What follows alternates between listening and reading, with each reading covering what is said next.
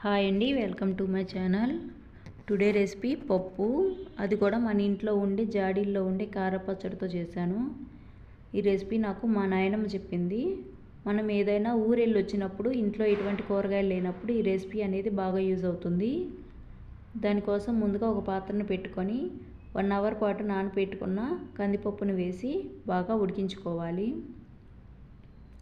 అలా ఉడికించుకున్న పప్పులో ఒక గెరిటెడు కారపచ్చడిని కూడా వేసుకొని దానిలోనే 2 మీడియం సైజు ఉల్లిపాయలని కొంచెం పెద్ద ముక్కలుగా కట్ చేసి వేసుకోవాలి. దానిలోనే 1/2 టేబుల్ స్పూన్ పసుపు, రుచికి సరిపడినంత ఉప్పు కూడా వేసుకొని ఒకసారి కలిపి 1 నిమిషం పాటు ఉడికించుకోవాలి. ఉల్లిపాయలు అనేవి బాగా మెత్తగా ఉడకనవసరం లేదు, మెత్తబడితే సరిపోతుంది. ఇలా ఉడికించుకున్న పప్పుని పప్పు గుత్తితో మెత్తగా మెదుపుకోవాలి.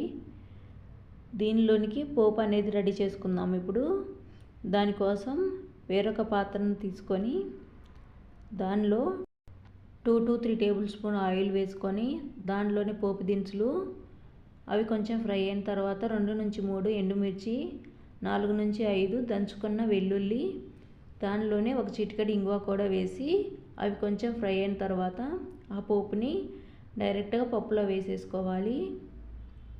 దానిలోనే ఒక 1/2 టీ గ్లాస్ వాటర్ కూడా వేసి బాగా కలుపుకొని 1 నిమిషం పాటు సిమ్లోనే ఉడికించాలి. అంతేనండి, ఎమ్మీ టేస్టీ కారపచ్చడి పప్పు రెడీ.